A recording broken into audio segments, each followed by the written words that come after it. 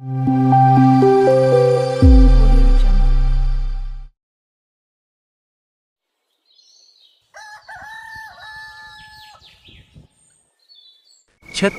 की मिट्टी हल्की नमी लिए हुई रायपुर से दूर अंबिकापुर के पास बसा एक छोटा सा कस्बा। ऐसा कस्बा जहां सुबह देर से होती थी और रातें बहुत लंबी। यहां लोग सूरज से ज्यादा समाज के डर से जागते थे।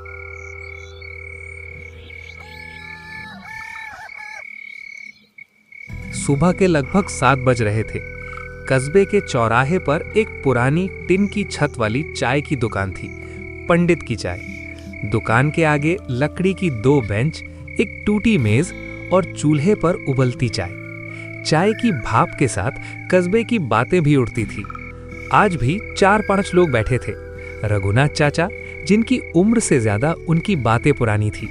श्यामलाल मास्टर, जो हर बात में समाज खोजते थे। मुन्ना ड्राइवर, जिसने जिंदगी सड़क पर देखी थी। और भोला पान वाला, जो कम बोलता था पर जो बोलता था वो चुभता था। रघुनाथ चाचा ने चाय का घूंट लिया और बोले, अरे श्यामलाल मास्टर, आपकी बात ही निराली है। आजकल के बच्चे कहाँ सुनते हैं हमारी, ये तो मोबाइल में घुसे रहते हैं। पहले ज़माने में तो गुरुजी की एक डांट से पूरा गांव कांप जाता था, और आजकल तो बस। खैर छोड़ो। मुन्ना, एक और कड़क चाय बना दे भाई। आज तो दिन की शुरुआत ही गर्मा गर्म बहस से हुई है। अरे भाई, फिर से शादी ब्याह का मौसम आ गया है। श्यामलाल मास्टर ने हामी भरी। मौसम नहीं, अब तो बोली लगती है। लड़की नहीं देखते लोग, दहेज देखते हैं। भोला पान वाला चुपचाप पान बनाता रहा, फिर अचानक बोला, पर जो पूरा न दे पाए ना, उसकी लड़की की जिंदगी सिर्फ शादी तक ही रहती है। एक पल के लिए चाय की सीटी भी कम तेज लगी। अरे भोला, सुबह सुबह मन भारी मत कर। पर रघुनाथ चाचा गंभीर हो गए। भोला गलत नहीं कह रहा। जो आग में जलती है ना लड़की, वो सिर्फ मरती नहीं। सबने उनकी ओर देखा। रघुनाथ चाचा ने धीमे सुर में कहा, वो वापस आती है।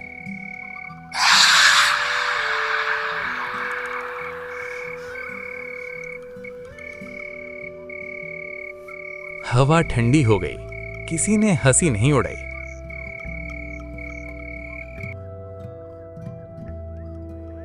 कस्बे के एक कोने में एक पुराना, थोड़ा झुका हुआ मकान था। यहीं रहता था हरिराम तिवारी का परिवार।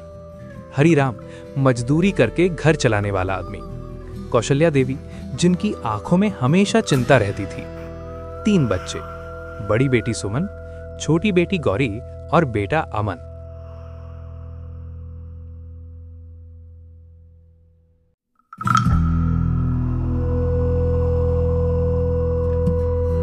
गौरी बहुत सुंदर नहीं थी, पर बहुत सच्ची थी। वो कम बोलती थी, अक्सर खिड़की से बाहर देखती रहती।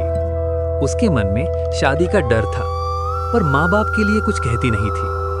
कभी कभी माँ से पूछती,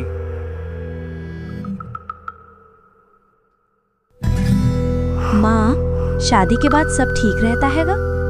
कौशल्या देवी जबरदस्ती मुस्कुरा देती। हाँ बेटी, सब ठीक ही रहता है। पर उनकी आंखें झूठ बोल देती थी।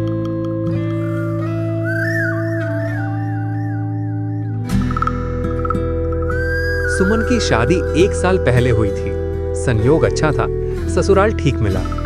जब सुमन मायके आती तो माँ बाप को थोड़ा सुकून मिलता। चलो, एक बेटी तो ठीक है। पर गौरी को देखकर हरिराम का दिल और भारी हो जाता। क्यों भैया, ऐसा क्या हो गया?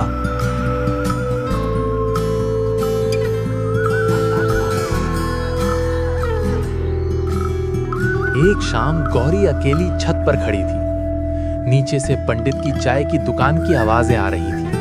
शादी, दहेज, बातें। गौरी ने आसमान की ओर देखा। बादल घिर रहे थे। उसे नहीं पता था कि यही बादल एक दिन उसकी चीखें छुपा लेंगे। दूर कहीं किसी ने कहा,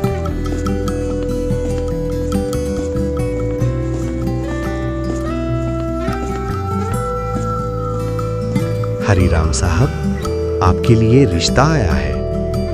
हरिराम की धड़कन तेज हो गई।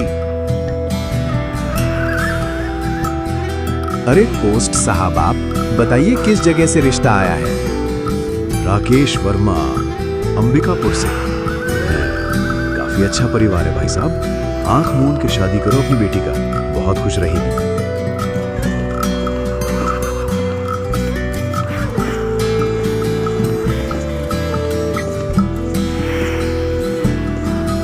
अच्छा भाई साहब, लेकिन दहेज कितना लेंगे और लड़का करता क्या है और घर परिवार कैसा है?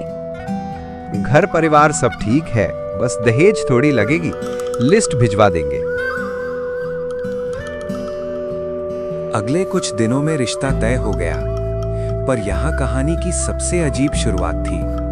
राकेश का परिवार अच्छा दिखता था, पर उनकी आंखों में छिपा था लालच। दहेज की सूची आई, नकद पैसा, मोटरसाइकिल, फ्रिज, सोने के गहने। हरिराम ने सोचा, हमारे पास इतना कहाँ है। कौशल्या देवी की आंखों में डर था। गौरी चुप थी, पर अंदर से हर पल डरती जा रही थी। शादी के दिन गांव का पूरा कस्बा इकट्ठा हुआ। ढोल नगाड़े बजे, लोग नाचे।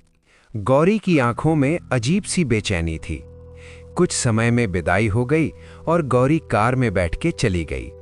अब कहानी असली मोड़ लेती है कि किसी को नहीं पता कि उसके साथ क्या होगा।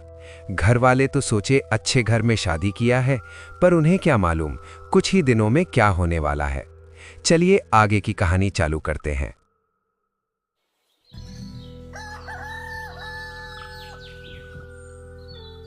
पहली रात ससुराल में गौरी ने महसूस किया कि सब कुछ सामान्य नहीं। सास ने गुस्से में पूछा, तुम्हारे माता पिता ने बस इतना ही दिया?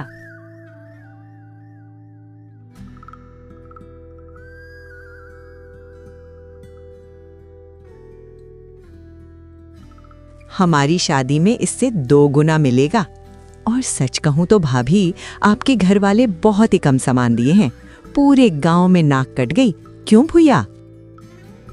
राकेश खामोश रहा, पर धीरे धीरे उसकी आवाज में ताने घुलने लगे। और पैसों की व्यवस्था करो, नहीं तो बाद में परेशानी होगी।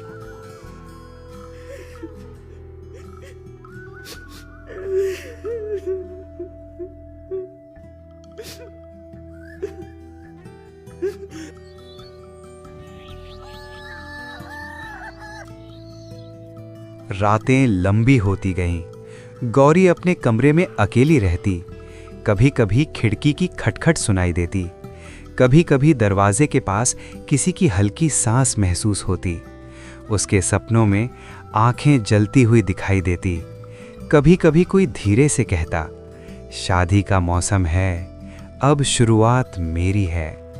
गौरी की धड़कन तेज हो जाती, पर वो खुद को रोकती। ससुराल के लोग पहले तो सभ्य दिखते, पर धीरे धीरे उनकी असली चाल दिखने लगी।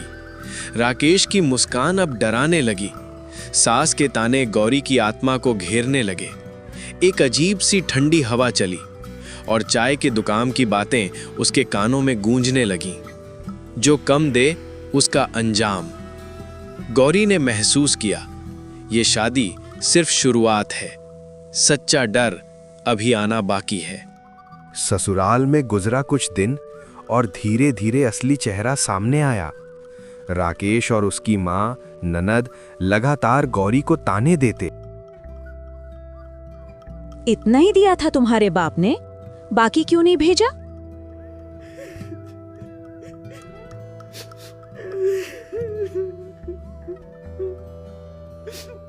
राकेश कभी कभी चुप रहता, पर उसकी आंखों में छुपा हुआ क्रोध और लालच साफ दिखता। गौरी की दिन प्रतिदिन तबीयत खराब होती गई। रातों में नींद नहीं आती, खाना भी उसे कम ही भाता, मगर वो अपनी माँ बाप की खातिर सब सहती रही। हर दिन कुछ नया ताना, हर दिन कुछ नया काम। घर के बड़े काम, रसोई का बोझ, कपड़े धोना, सफाई, दिन रात सेवा। राकेश की माँ बार बार पूछती, आज तक क्या काम पूरे किए? गौरी चुपचाप सिर झुकाती। कभी कभी आंसू निकल आते, पर कोई सुन नहीं रहा था।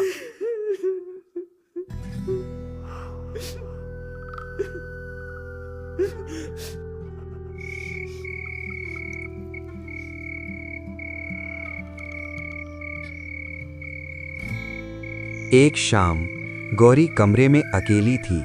बाहर बारिश हो रही थी। हवा के झोंके खिड़की से आ रहे थे। कमरे में हल्की अंधेरी रोशनी थी। गौरी ने खुद को रोका, दिल में दबी चीख को दबाया, लेकिन ससुराल वाले उसे मानसिक रूप से इतना दबा चुके थे कि हर छोटी छोटी आवाज भी डराती।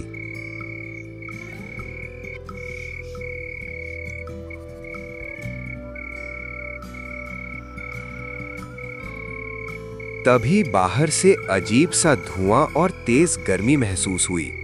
सास, ननद और राकेश ने मिलकर कमरे के बाहर मिट्टी का तेल और आग लगा दिया। कमरे में आग फैल गई। गौरी चीखने लगी, माँ बचाओ, पानी दो, आग आग। पर आवाज दीवारों में दब गई। अग्नि धीरे धीरे पूरे कमरे को घेर रही थी।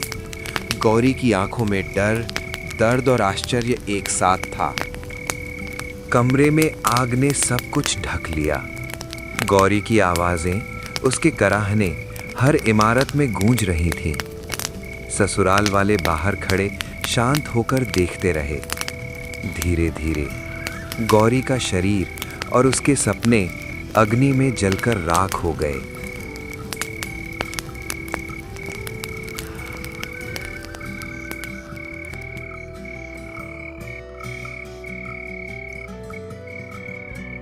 सुबह हुई।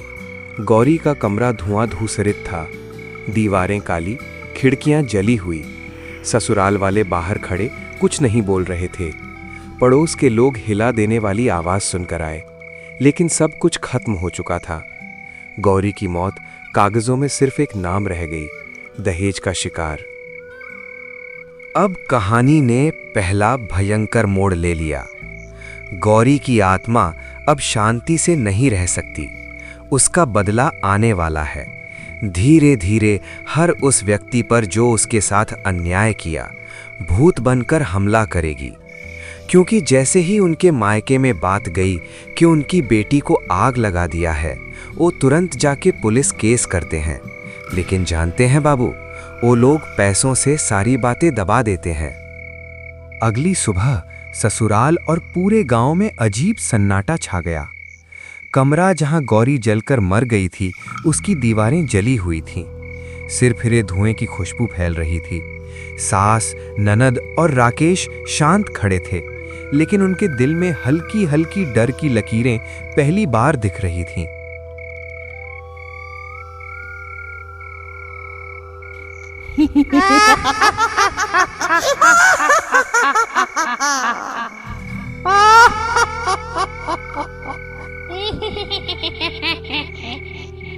এইবারে তোকে খাবো, অনেক দিন তাজা রক্ত খাইনি। बस ऐसे ही गौरी अब पूरे घर में उसका साया घूमता है, क्योंकि उसकी आत्मा को शांति नहीं मिली। अब वो धीरे धीरे पूरे घर को बर्बाद कर देती है। सबसे पहले राघव को उसकी बाइक से गिरा देती है, और फिर धीरे धीरे पूरा घर कंगाल बन जाता है, और लास्ट में सबको कुछ न कुछ बीमारी पकड़ लेता है, जिसके बारे में कोई भी डॉक्टर पता नहीं कर पाता। धीरे धीरे पूरा खानदान ही बीमारी से मर गया। किसी को भी मालूम कि कैसे क्या हुआ, पर मुझे पता है कि गौरी की ही आत्मा से सबको छल करके मारा है। उसने अपना बदला ले लिया है। जानते हो दोस्तों, ये एक सच्ची कहानी थी। नमस्ते, मैं मीना हूँ। छत्तीसगढ़ के रायपुर से थोड़ी दूर, अंबिकापुर के पास एक छोटे से कस्बे से। हमारे यहाँ शादियाँ सिर्फ रिश्ते नहीं जोड़ती, कभी कभी तो चिता भी जला देती हैं। ये सुनकर अजीब लगेगा आपको, पर यही सच्चाई है। मैं बस यही चाहती हूँ कि सब ठीक हो जाए और कोई और इस दर्द से ना गुजरे। बस यही दुआ है मेरी।